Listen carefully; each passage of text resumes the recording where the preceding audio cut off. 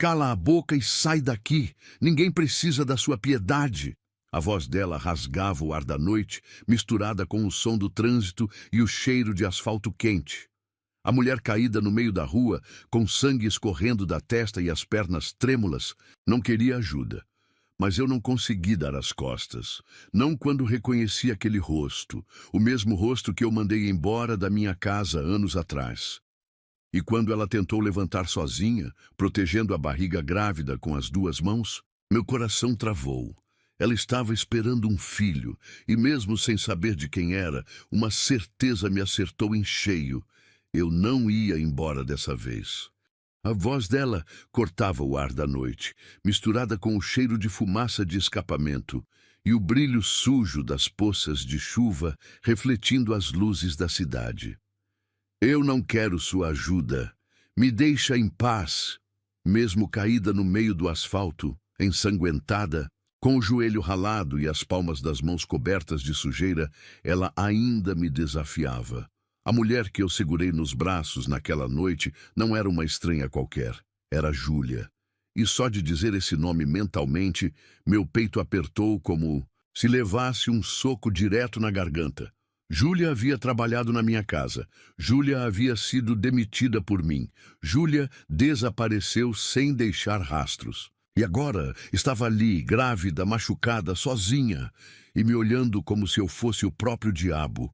Eu me abaixei ao lado dela, meu paletó de quase 20 mil reais tocando a lama e o sangue misturados no chão. Eu não me importei. Meus dedos encontraram o rosto dela, afastando uma mecha de cabelo grudada no sangue seco da testa. Ela virou o rosto, tentando se afastar.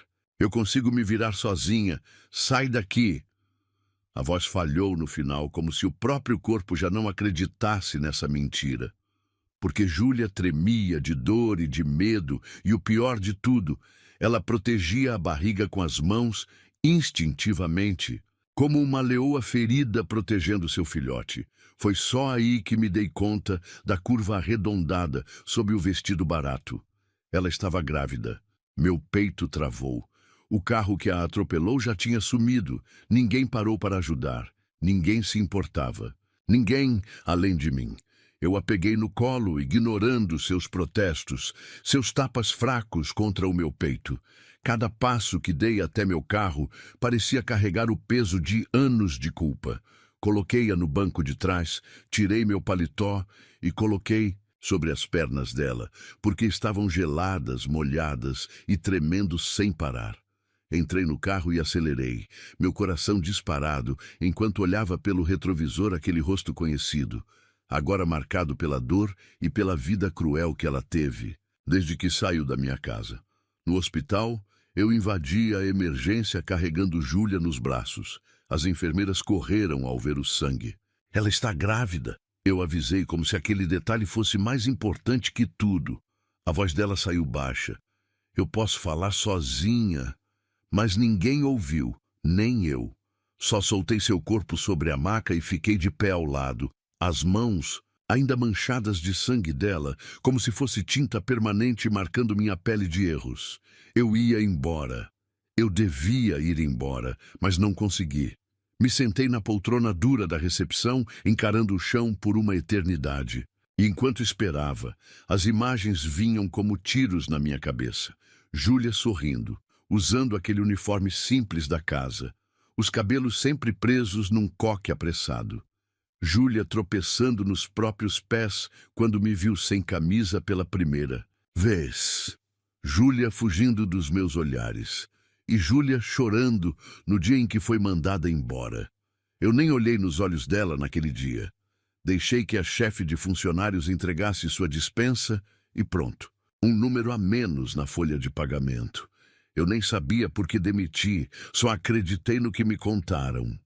Ela tentou me seduzir. Mentira ou verdade, eu nunca me importei em descobrir. Até agora. Quando a enfermeira voltou para avisar que eu podia vê-la, senti um frio estranho na espinha. Entrei no quarto devagar. Júlia estava pálida, com a barriga exposta para os exames. Pequena, frágil, mas ainda com aquele brilho de quem não se curva para ninguém. Por que você ainda está aqui? Ela perguntou a voz cansada. Porque você precisa de alguém, e hoje esse alguém sou eu. Ela riu sem humor.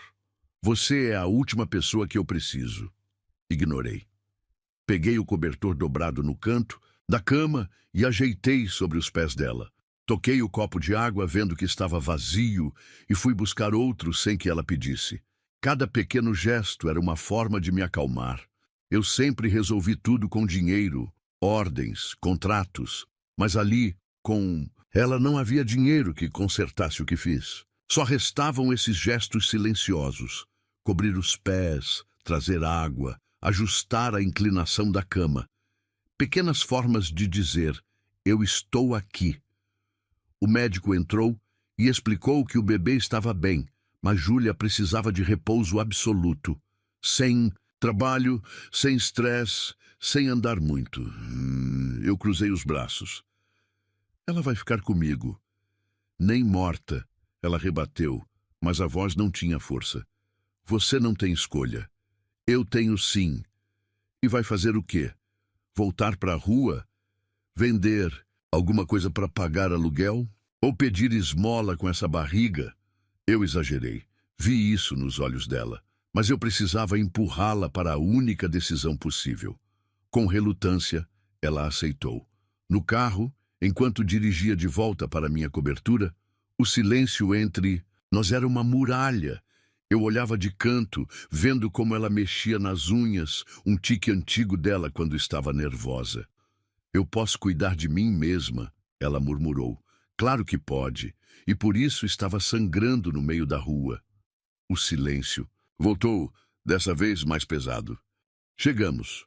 Ela entrou sem olhar para mim, caminhou direto para o quarto de hóspedes, como se lembrasse exatamente o caminho. Mesmo anos depois, fiquei parado na porta, observando. Se precisar de alguma coisa, eu não preciso de nada, de você.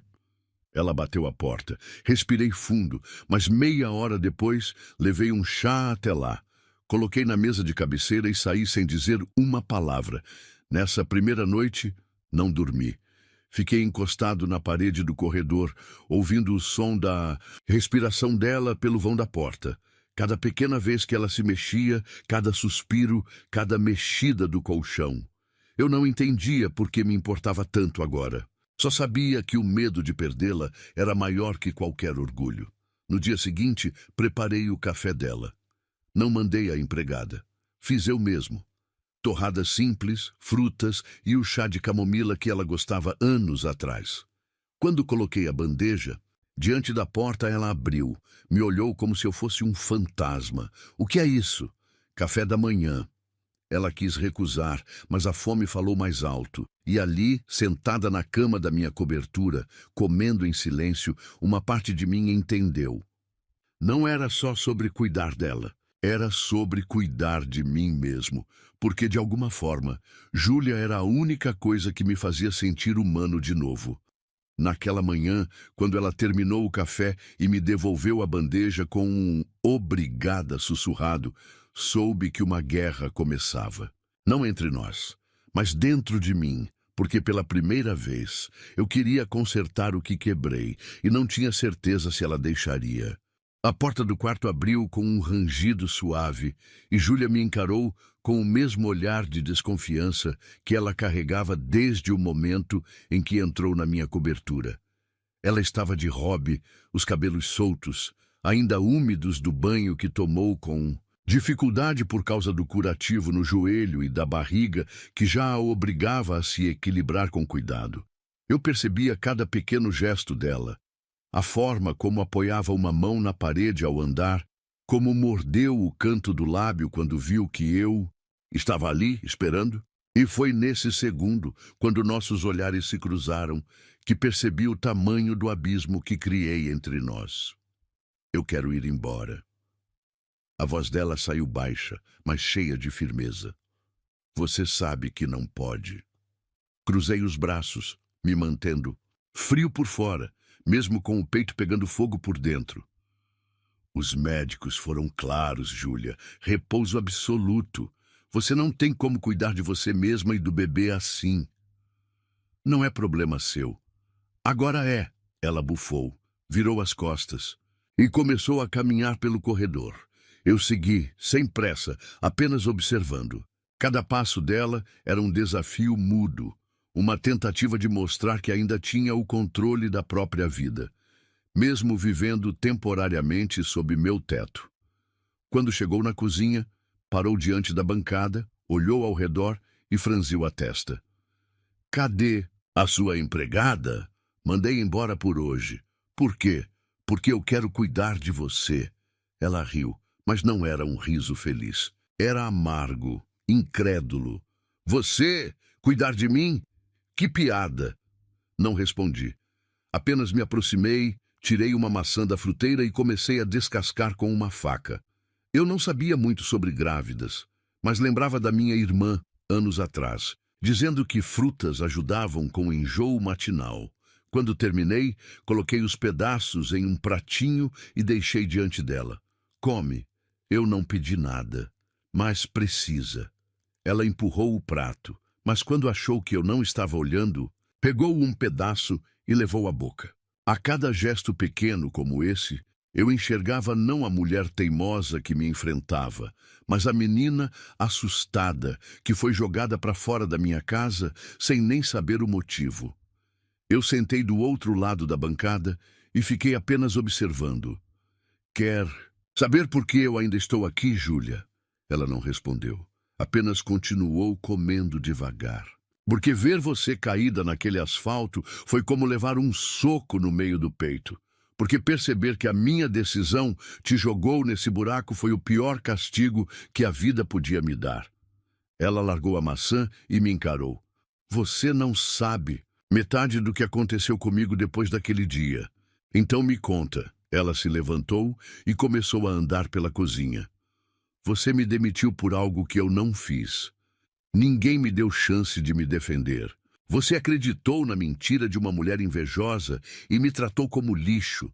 Eu não tinha dinheiro, não tinha para onde ir e ainda por cima, eu estava sozinha.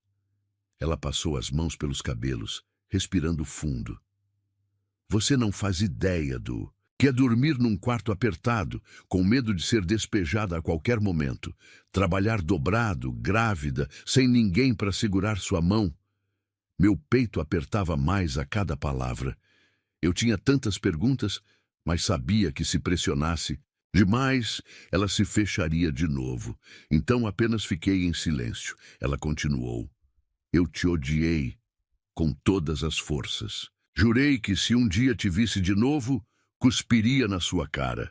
Mas olha só o destino. Agora eu estou aqui dependendo de você. A raiva nos olhos dela era um reflexo direto da minha própria culpa. Mas ao mesmo tempo, havia algo mais. Uma dor antiga, misturada com o medo presente e uma vulnerabilidade que ela tentava esconder. Você não precisa confiar em mim, Júlia. Minha voz saiu mais baixa do que planejei. Mas confia que dessa vez eu vou fazer o certo. E o que seria o certo, Marcelo? Ela usou meu nome completo, aquele que ninguém pronunciava. O certo seria me deixar ir. O certo seria cuidar de você, porque você merece. Ela engoliu em seco, desviou o olhar, e nesse momento a mão dela foi instintivamente para a barriga. Um carinho discreto, quase automático. Meu olhar seguiu o gesto. Já escolheu o nome? Perguntei, tentando quebrar a tensão. Ela hesitou. Ainda não. Posso te ajudar com isso? Ela riu de leve e dessa vez não foi um riso amargo. Foi um sopro do passado, um eco da Júlia que sorria por coisas bobas. Você tem gosto horrível para nomes. Melhor do que você escolher sozinha. Pela primeira vez, havia um micro espaço de trégua entre nós. Aproveitei. Me conta, como você foi parar naquela rua? Ela sentou, respirou fundo e começou a contar. Perdeu o emprego numa floricultura, atrasou o aluguel, foi despejada, estava vendendo flores na esquina para pagar um quarto de pensão barata. Grávida de 7 meses, com dores constantes, sem saber se aguentaria até o fim da gestação. O carro que a atropelou sequer parou. Eu apertei os punhos, lutando para não explodir. Como o mundo podia ser tão cruel com ela? Isso acaba agora. Minha voz saiu firme. Você vai ter o melhor acompanhamento médico. Vai descansar, vai se alimentar bem. Esse bebê vai nascer com tudo que merece.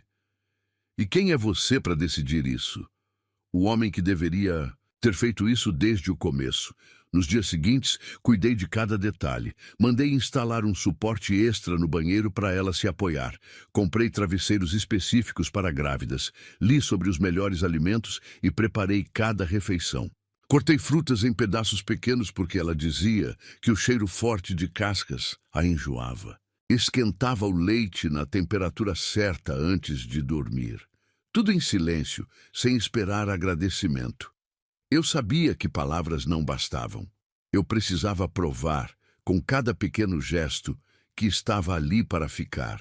E mesmo assim, havia uma barreira invisível entre nós. Eu via nos olhos dela, mesmo com todo o cuidado, mesmo com a proximidade forçada pelo convívio diário, havia algo em Júlia que continuava distante, como se guardasse um segredo maior que todos, numa noite qualquer, enquanto ajeitava os travesseiros dela, nossas mãos se tocaram.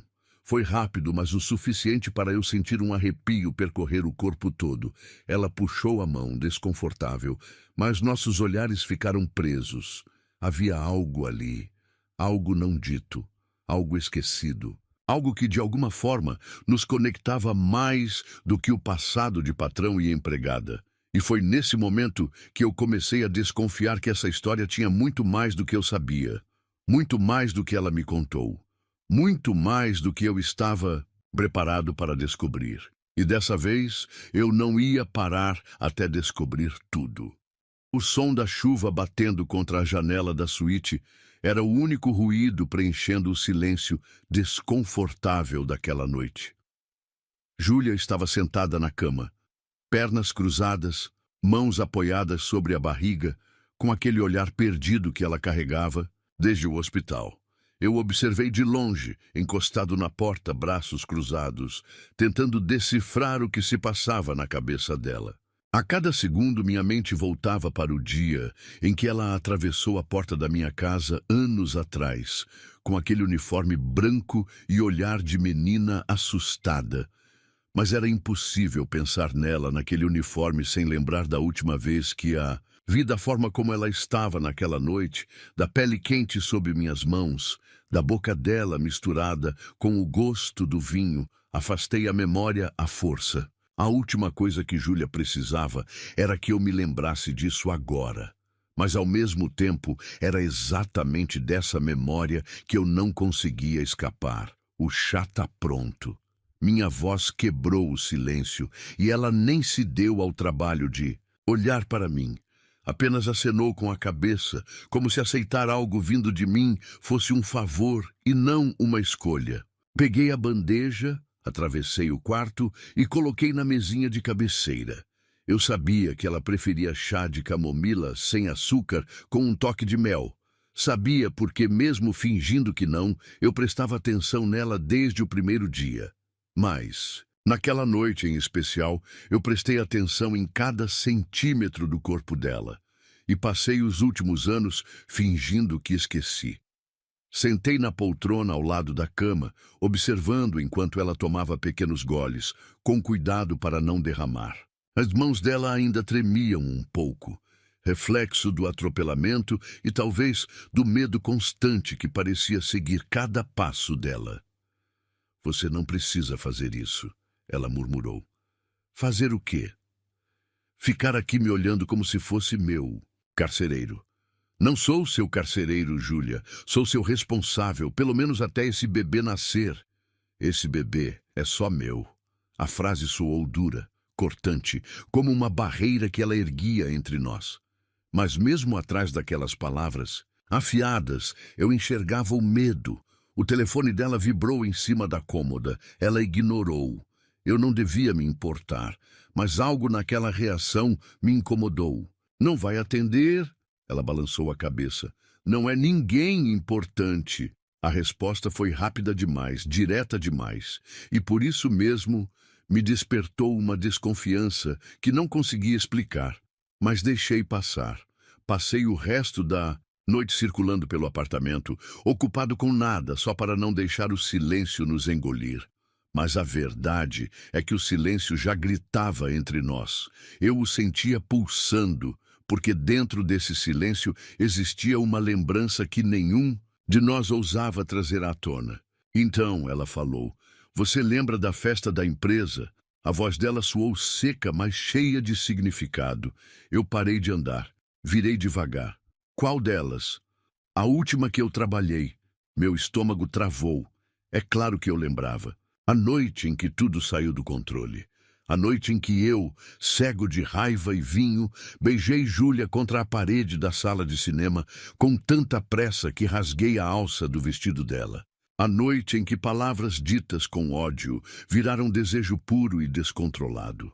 A noite que deveria ser esquecida, enterrada, mas que ficou impregnada em cada célula do meu corpo. Eu lembro. Ela riu sem humor. Ótimo, porque às vezes eu sinto que só eu carreguei aquela noite comigo. As lembranças voltaram como um soco no estômago. Eu a puxando pela cintura, minha boca descendo pelo pescoço dela, as mãos dela cravadas nos meus ombros. Nenhum de nós tinha planejado aquilo, mas aconteceu, sujo, urgente, sem palavras. E no dia seguinte, eu fiz o que faço de melhor. E fugi, a demiti sem olhar nos olhos. Coloquei um oceano entre nós e finjo que nada aconteceu. Ela suspirou, olhando para a barriga. Eu me odeio por lembrar de cada detalhe, porque enquanto você seguiu sua vida como se nada tivesse acontecido, eu segui a minha carregando aquilo dentro de mim. A frase ficou no ar, e o peso dela foi direto para meu peito. Dentro de mim. Foi só uma metáfora? Ou havia algo mais? Aproximei-me da cama, sentei no colchão e encostei a mão sobre a barriga dela. Ela não me afastou. Eu me lembro daquela noite, confessei, e me odeio por ter deixado você carregar isso sozinha. O silêncio voltou, mas agora ele não era vazio. Era carregado de verdades ainda não ditas. Na manhã seguinte, preparei um café da manhã completo. Pães, frutas, suco fresco. Coloquei uma flor no meio da bandeja. Quando entrei no quarto com a bandeja, ela ainda dormia. Fiquei observando. O rosto dela parecia mais leve dormindo. Um rosto que já foi meu, mesmo que só por uma noite. Ela acordou com o cheiro do café. Você sempre exagera. Eu aprendi que gestos importam. Ela não respondeu, mas comeu tudo. Cada pequeno gesto, cada olhar, cada toque ao ajeitar o cobertor era uma tentativa muda de me redimir, mesmo que ela nunca aceitasse. Durante o dia, eu a observei de longe. Oferecia frutas cortadas em pedaços pequenos porque sabia que ela ainda sentia enjoos. Coloquei almofadas extras no sofá para apoiar as costas. Substituí a água sem ela pedir. Esses gestos silenciosos eram tudo que eu tinha para dar. E à noite, enquanto ela olhava a cidade da varanda, me aproximei com um cobertor nas mãos. Tá frio? Ela aceitou sem discutir. Ficamos lado a lado, sem falar nada, até que ela soltou. Você me demitiu porque eu virei uma lembrança incômoda, não foi? Eu poderia mentir, mas não consegui. Sim, ela riu e dessa vez não foi amarga. Pelo menos você é honesto. Mas havia algo mais nos olhos dela. Um segredo que ela ainda não conseguia dividir. E mesmo sem saber o que era, eu sabia que aquilo mudaria tudo. Eu sabia que aquela noite voltaria para me assombrar. Desde o momento em que ela mencionou a festa, uma verdade amarga começou a se formar dentro de mim. Mas eu me recusava a juntar as peças. Preferia manter cada lembrança em compartimentos isolados, como se minha mente fosse uma gaveta trancada, cheia de segredos, que eu não queria e não podia abrir. Só que agora não tinha mais volta. Eu estava de frente para Júlia, a mulher que eu demiti no dia seguinte àquela noite maldita, a mesma mulher que carregava uma criança dentro dela. E mesmo antes de ela falar qualquer palavra, meu coração já sabia a resposta. O silêncio do apartamento era sufocante naquela noite. Ela andava de um lado para o outro, inquieta, uma mão nas costas, outra na barriga. Eu percebia o jeito como ela mordia o lábio inferior, o mesmo tique nervoso de quando estava prestes a explodir. E eu sabia que estava chegando. A verdade estava ali, se formando no ar entre nós, pesada como concreto. Eu só não sabia se estava preparado para ouvir. Marcelo. Ela me chamou, e eu virei de costas, fingindo que olhava à vista da varanda. Preciso te contar uma coisa. Eu sei. Respondi sem me virar. Não, você não sabe. Agora sim, olhei para ela. Você vai me dizer quem é o pai? Ela engoliu seco. Sim. Minha respiração falhou. Eu me apoiei na beirada da mesa, como se minhas pernas não conseguissem sustentar meu próprio corpo. Por que isso me afetava tanto? Porque a resposta dela me importava a esse ponto. Eu já sabia. Eu só não queria saber. O pai é você. As palavras caíram sobre mim como uma bomba. Eu ri, um riso nervoso, sem humor, sem controle. Você só pode estar brincando. Ela ficou séria, os olhos brilhando em lágrimas. Você realmente esqueceu daquela noite, Marcelo? Ou apenas fingiu que nunca aconteceu? Cada célula do meu corpo congelou. Eu lembrei. Cada detalhe voltou como um soco no estômago. O vestido dela, as taças de vinho derramadas, a briga estúpida, o jeito como a raiva virou desejo no meio do corredor escuro da mansão. Minha boca no pescoço dela, os gemidos abafados, os dedos dela se agarrando nos meus ombros, como se fosse proibido, e era. Ela era minha empregada. Eu era o patrão frio e distante, e mesmo assim, naquela noite, nós cruzamos uma linha que não tinha volta. Por que você nunca me contou? Minha voz saiu áspera, quase um grito. Porque você me demitiu no dia seguinte sem me olhar na cara. Como você queria que eu te procurasse? Para dizer o quê? Que sua empregada barata engravidou depois de uma noite que você fingiu esquecer? Você podia ter dito alguma coisa? E você teria acreditado? O grito dela ecoou pelo apartamento, e de repente ela desabou no sofá, as mãos apertando a barriga como se estivesse protegendo o bebê da nossa discussão. Eu corri até ela, ajoelhei-me ao lado, e meu instinto foi tocar a barriga dela. Nossa, meu filho, meu... A ficha caiu como um tiro. Aquele bebê não era de um desconhecido, não era fruto de outra história. Era meu sangue, minha carne, meu erro e minha redenção. Tudo junto, pulsando dentro dela. Eu não sabia, Júlia. Minha voz saiu falha. Não sabia como voltar atrás. Eu fugi de você porque me assustei com o que senti naquela noite. E quando você foi embora, eu pensei que era melhor assim. Ela me olhou com tanta dor que meu peito ardeu. Melhor para quem?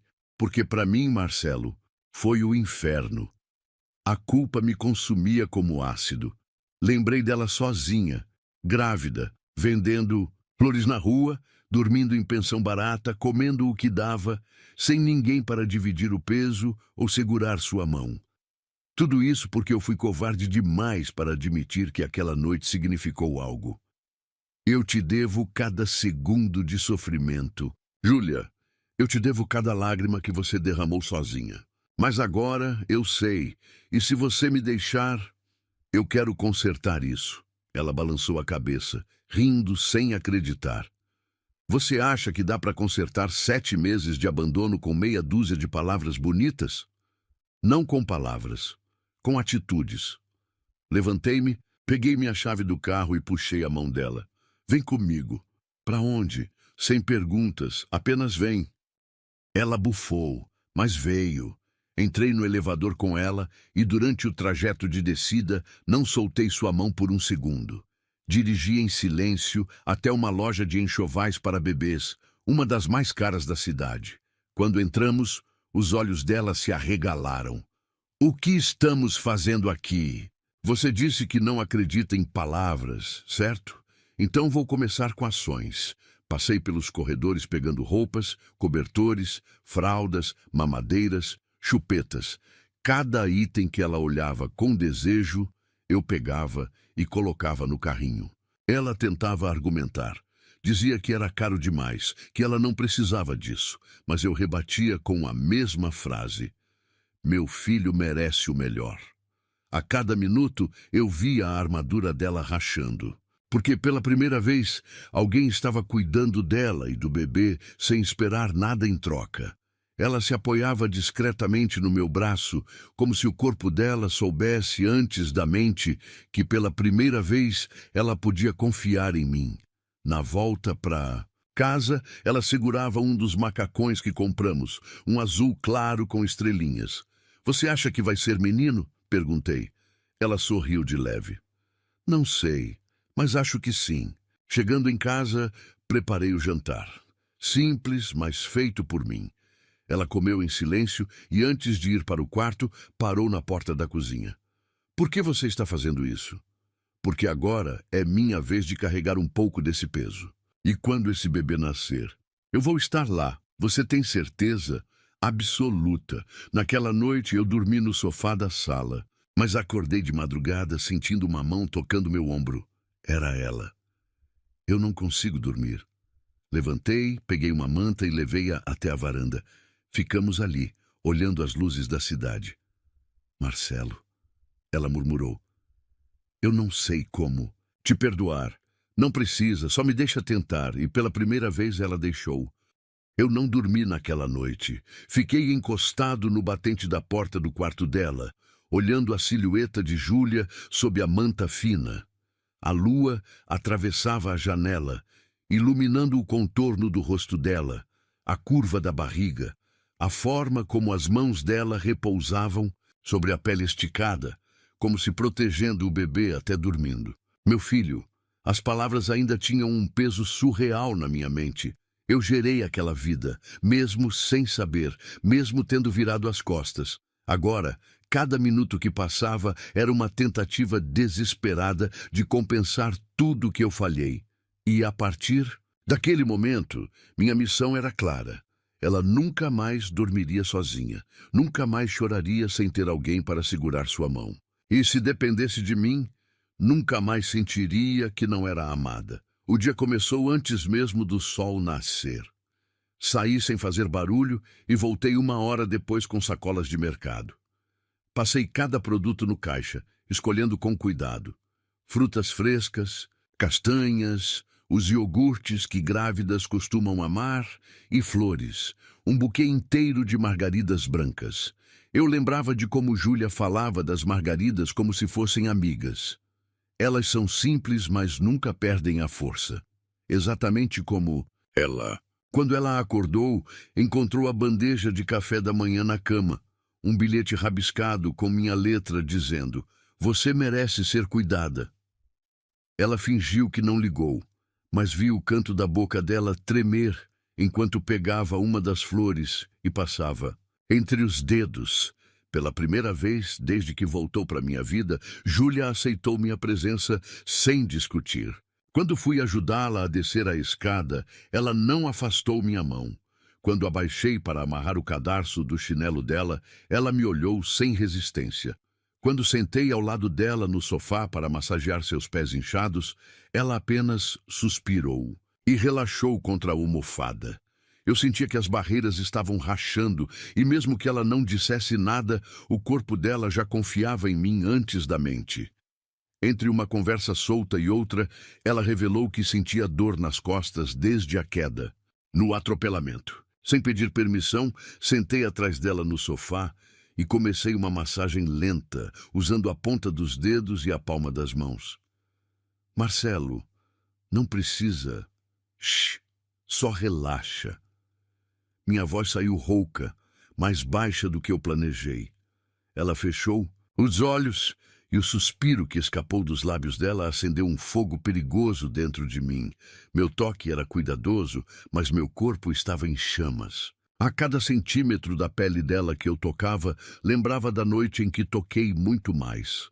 Quando ela se ajeitou para deitar de lado e me deixou continuar a massagem nos ombros, minha mão escorregou de propósito, deslizando pela curva da nuca até a linha da clavícula. Senti a pele dela arrepiar sob meus dedos. "Tá melhor?" Perguntei rouco.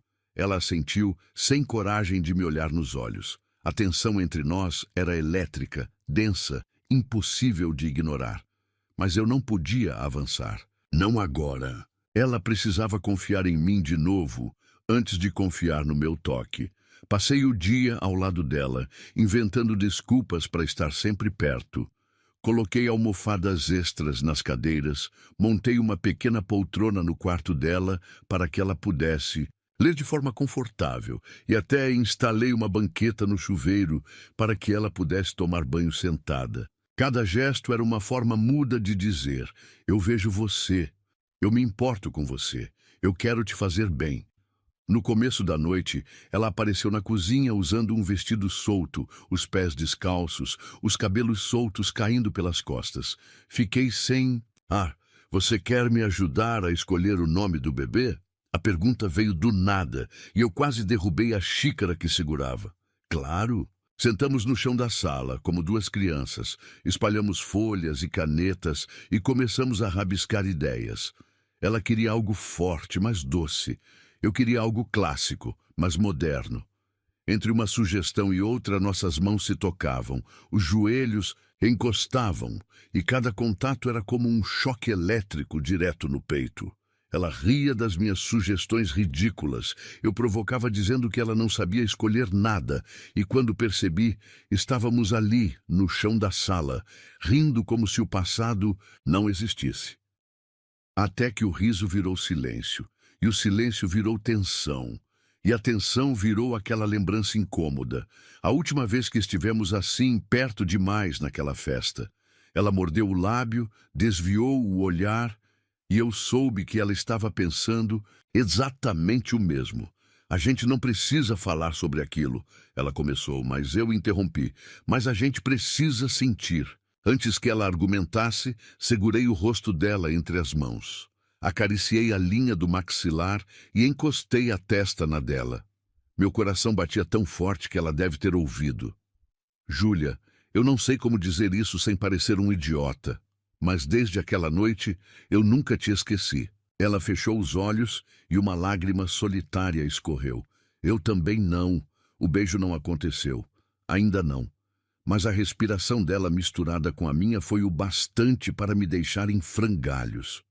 Naquela noite, preparei um banho morno para ela. Ajudei a entrar na banheira, sentei no chão ao lado, apenas conversando sobre nada e tudo. Quando ela ficou sonolenta, enrolei-a na toalha e a levei para a cama. Massageei os pés dela de novo, sem ela pedir. Quando ela já estava quase dormindo, passei a mão entre os cabelos dela e sussurrei: "Dorme bem, Júlia." Pela primeira vez, ela respondeu: "Você também, Marcelo." Era pouca coisa, mas era um passo, e quando apaguei a luz, deitei no sofá da sala e fechei os olhos. Só consegui pensar que, pela primeira vez, ela começou a me deixar entrar de novo, e eu ia entrar. Devagar, sem pressa, sem destruir nada. Dessa vez, eu ia construir com ela, não contra ela, porque agora eu sabia o que estava em jogo. Não era só nosso filho, era nossa segunda chance, e eu não ia desperdiçar. Eu acordei antes do sol nascer, o corpo dolorido do sofá da sala, mas a mente pulsando como se tivesse acabado de atravessar uma tempestade. Minha cabeça ainda girava com a lembrança da noite anterior. Júlia rindo comigo, nossos joelhos se tocando no chão da sala, o jeito que ela permitiu que minha mão deslizasse pelos cabelos dela enquanto adormecia.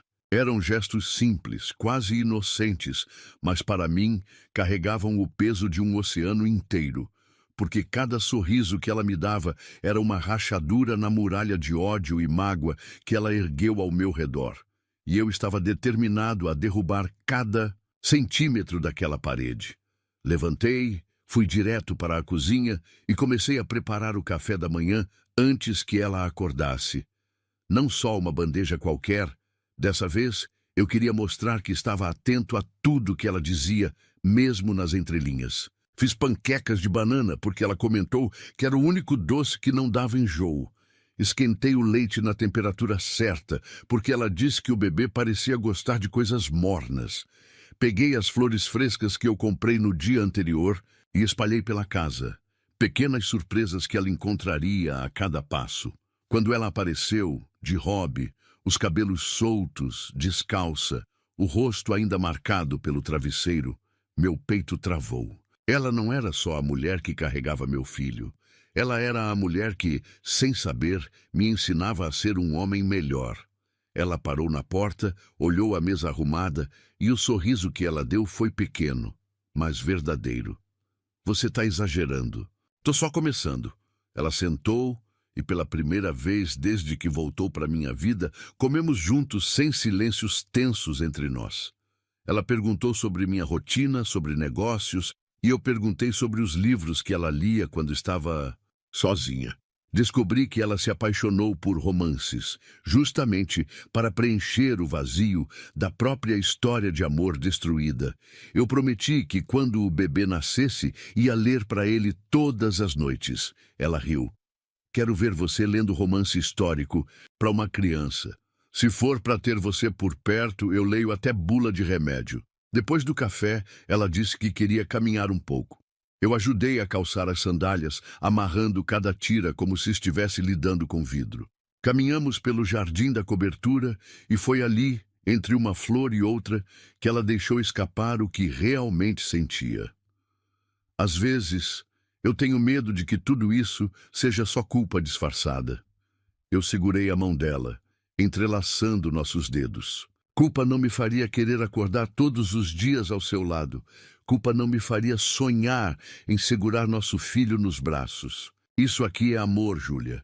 Eu só demorei demais para perceber. Ela ficou em silêncio, mas não soltou minha mão. Um passo de cada vez.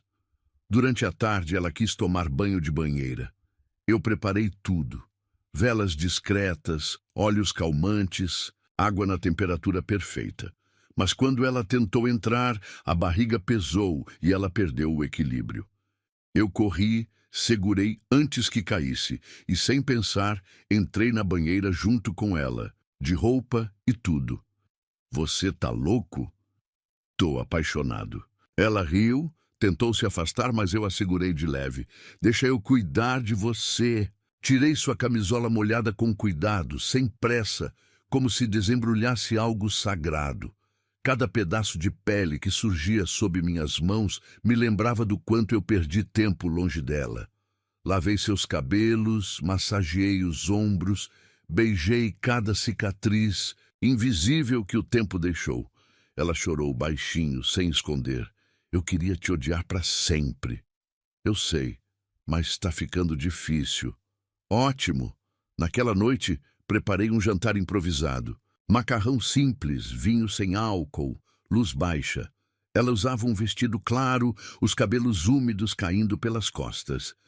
Eu coloquei uma música suave. Ela riu dizendo que era clichê, e eu disse que queria todos os clichês com ela. Comemos, dançamos, devagar no meio da sala, a barriga dela encostando em mim, meu queixo encostando no topo da cabeça dela. Eu sussurrei no ouvido. Eu tô apaixonado por você, Júlia. Ela fechou os olhos como se quisesse acreditar. Diz de novo. Eu tô completamente apaixonado por você. E então, sem aviso, ela me beijou.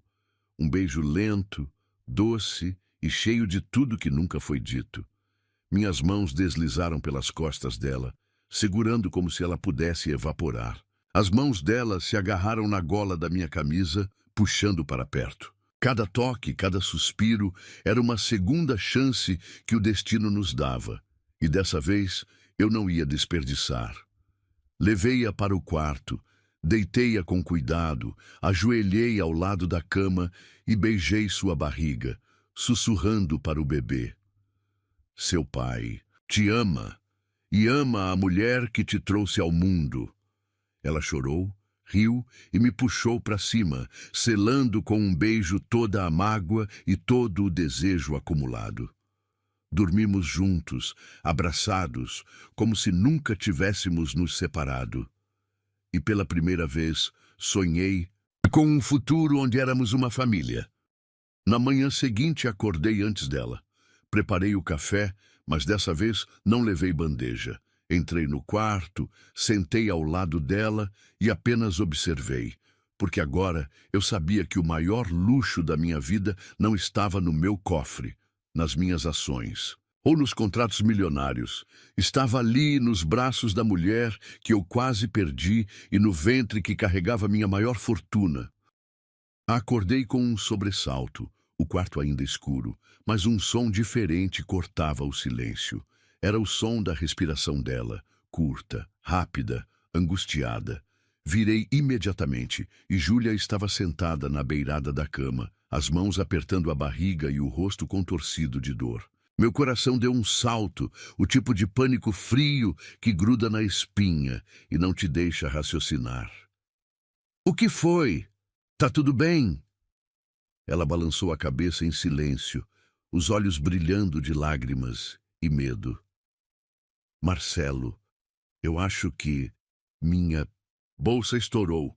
Por 2 segundos fiquei paralisado, mas só por 2 segundos. Saltei da cama como se o chão estivesse pegando fogo. Puxei a mala que já havíamos preparado, porque desde que Júlia voltou para minha vida, eu me tornei o tipo de homem que antecipa desastres e planeja soluções. Peguei a mala, joguei uma blusa por cima do meu peito nu e me ajoelhei diante dela. "Respira, eu tô aqui." A frase era curta, mas foi o suficiente para ela agarrar minha mão como se fosse a única coisa que aprendia à realidade. Ajudei-a a vestir um hobby, calcei suas sandálias, e a cada movimento ela gemia baixinho, apertando a barriga. O medo nos olhos dela era cortante. Eu vi mulheres com medo em negociações milionárias, vi empresários falidos, prestes a perder tudo, mas nada se comparava ao terror nos olhos de Júlia naquele momento. Era o medo de uma mulher que já perdeu tudo uma vez e agora sentia que podia perder ainda mais. "Eu não quero perder nosso bebê, Marcelo." A voz dela quebrou enquanto descíamos no elevador. "Não vai perder, eu te prometo." Apertei sua mão com tanta força que quase doeu. E dentro de mim, eu sabia. Se algo acontecesse com eles, comigo não sobraria nada. Entrei no carro cantando pneu, atravessando sinais vermelhos, xingando motoristas lentos. Júlia respirava entrecortado ao meu lado, a testa colada no vidro. Eu falava sem parar, tentando manter a mente dela ocupada. "Lembra daquela viagem que a gente nunca fez? Vamos fazer depois que ele nascer. Praia, montanha, qualquer lugar que você quiser. Eu e você. Só nós 3. Ela tentou sorrir, mas a dor interrompeu. "Eu não sei se vou conseguir." "Vai sim. Você é a mulher mais forte que eu conheço." Chegamos ao hospital e, mesmo cercado de médicos e enfermeiras, eu não soltei sua mão. Fiquei ao lado dela. Segurei firme enquanto a colocavam na maca. "Eu quero ele comigo," ela avisou, a voz trêmula. "Se ele sair dessa sala, eu saio junto." Olhei o médico nos olhos e deixei claro. Eu não saio daqui. Ninguém me tira de perto dela. As contrações vieram fortes e rápidas. O médico explicou que o bebê estava apressado, talvez pelo estresse acumulado, talvez pelo atropelamento, ou talvez só porque queria nascer logo para ver o rosto da mãe. Júlia suava, os cabelos grudados na testa, e eu passei uma toalha molhada por sua pele, beijando cada centímetro do rosto dela entre uma contração e outra. "Respira comigo, amor. Eu tô aqui." Foi a primeira vez que a chamei de amor em voz alta, e mesmo no meio da dor ela me olhou e sorriu. "Amor? Meu amor, sempre foi." Ela fechou os olhos e apertou ainda mais minha mão, como se aquele meu amor fosse a anestesia que ela precisava. O tempo virou uma massa, disforme. Não sei se passaram minutos ou horas. Só sei que em algum momento ela gritou, empurrou, e o choro mais bonito do mundo preencheu a sala. Meu filho nasceu. Eu desabei. As pernas falharam. A visão embaçou. Caí de joelhos ao lado da cama dela, a mão sobre a barriga que já não carregava nosso bebê, e chorei como nunca chorei em toda a minha vida. Júlia chorava comigo, sorrindo, soluçando, me puxando para perto. O médico colocou aquele serzinho minúsculo no colo dela e eu vi. O nariz era o meu, os olhos dela. Mas a expressão era nossa, metade dela, metade minha. Um milagre inteiro. Eu beijei a testa de Júlia, depois o topo da cabeça do bebê e sussurrei.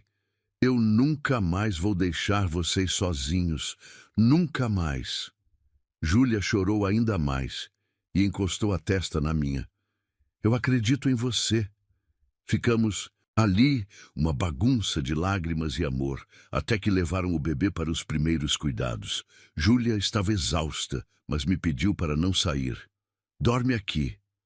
Deitei ao lado dela na cama de hospital, meu braço em volta da cintura dela, minha mão pousada sobre o espaço vazio da barriga. A gente conseguiu, amor.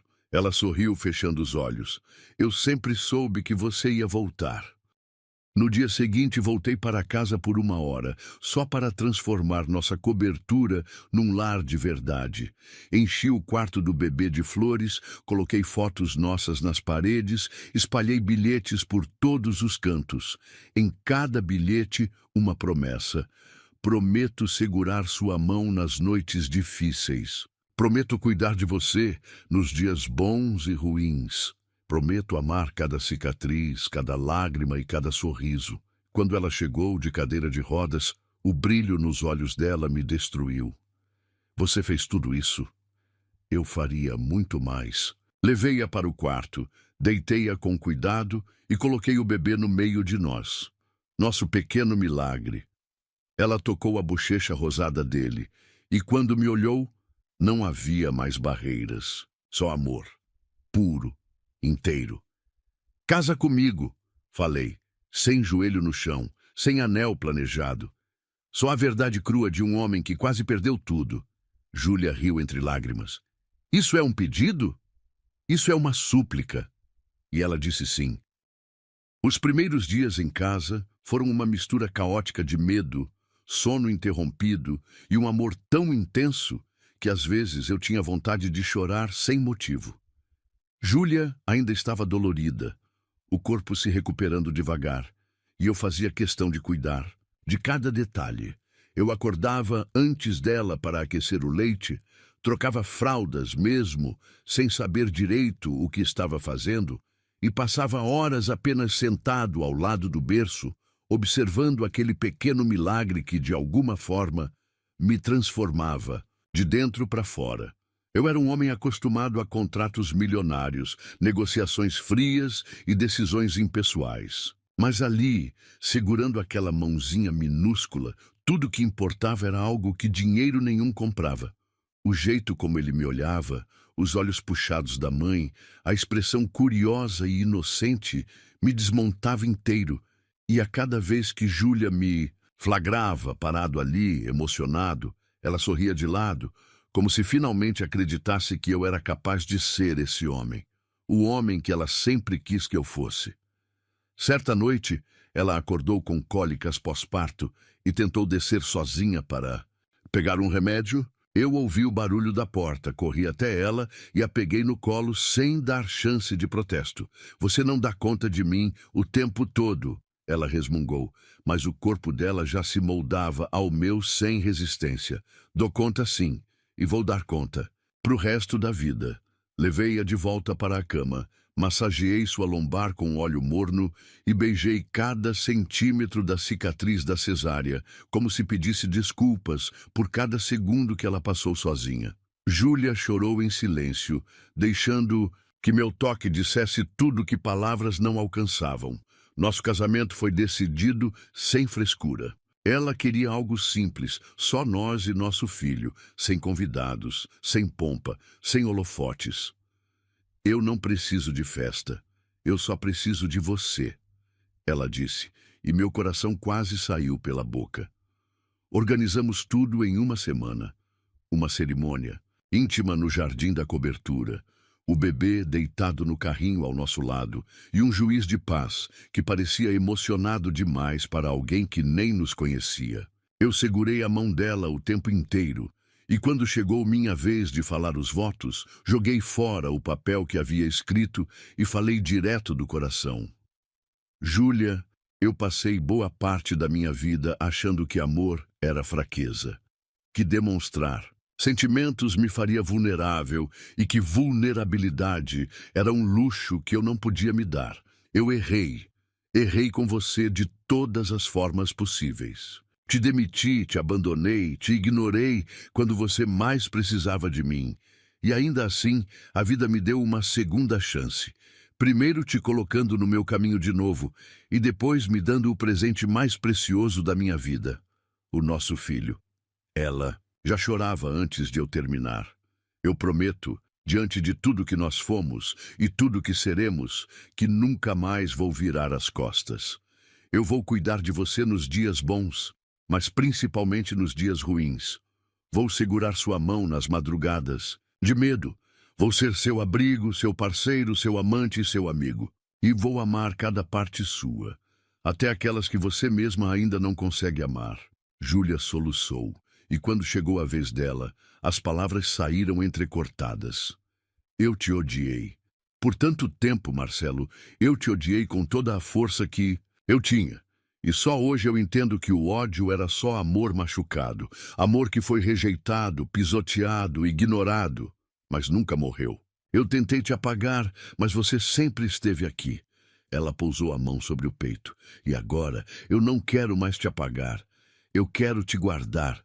Beijei-a antes mesmo da cerimônia acabar. Beijei com a urgência de quem quase perdeu tudo, com a paixão de quem sabe que está recomeçando a própria história. E naquele beijo havia tudo: perdão, desejo, promessa e verdade. Um beijo diante do nosso filho, da cidade inteira que brilhava abaixo de nós, do céu que começava a se tingir de estrelas. Era o fim de um ciclo e o começo de tudo. Naquela noite, fizemos amor como se fosse a primeira vez. E, de certa forma, era. Porque não era o Marcelo frio, patrão arrogante, homem de negócios. Era o homem que ela ensinou a amar. Tirei seu vestido de noiva com a mesma delicadeza com que se desembrulha uma flor rara. Beijei cada centímetro da pele marcada pela gravidez, cada curva, cada linha que a maternidade desenhou em seu corpo. E a cada toque, ela me puxava para mais perto, como se quisesse me fundir nela, apagar qualquer distância que ainda restasse. Dormimos abraçados, o bebê no berço ao lado, e naquela madrugada silenciosa, Júlia murmurou: "Eu tenho medo." Do quê? De acordar um dia e perceber que tudo isso foi só um sonho. Aproximei meu rosto do dela, encostando nossas testas. Então vamos sonhar juntos, e eu prometo te acordar com um beijo todos os dias, para você ter certeza que é real. E cumpri. Cada dia depois disso começou com um beijo. Beijei sua testa, seus lábios, sua cicatriz, suas mãos cansadas depois de noites em claro. Beijei sua boca quando ela voltava do pediatra com olheiras fundas. Beijei seus pés quando ela chorou de cansaço. Beijei seu sorriso quando nosso filho deu os primeiros passos. Beijei sua barriga quando descobrimos que o segundo filho estava a caminho. E assim seguimos. Não perfeitos, não sem falhas ou tropeços, mas sempre juntos. Sempre dispostos a lembrar um ao outro que, antes de sermos marido e mulher, pais ou qualquer outra coisa, nós éramos Marcelo e Júlia, um casal improvável que a vida fez questão de unir de novo. Porque o destino tem dessas coisas. Ele separa, testa, machuca, mas quando duas almas estão destinadas a ficar juntas, nem o orgulho, nem os erros, nem os anos são capazes de impedir. E foi assim que eu, o homem que achava que amor era fraqueza, descobri que amar aquela mulher era a única força que eu realmente precisava. Nosso final feliz não foi perfeito. Foi real. E isso fez dele ainda mais bonito.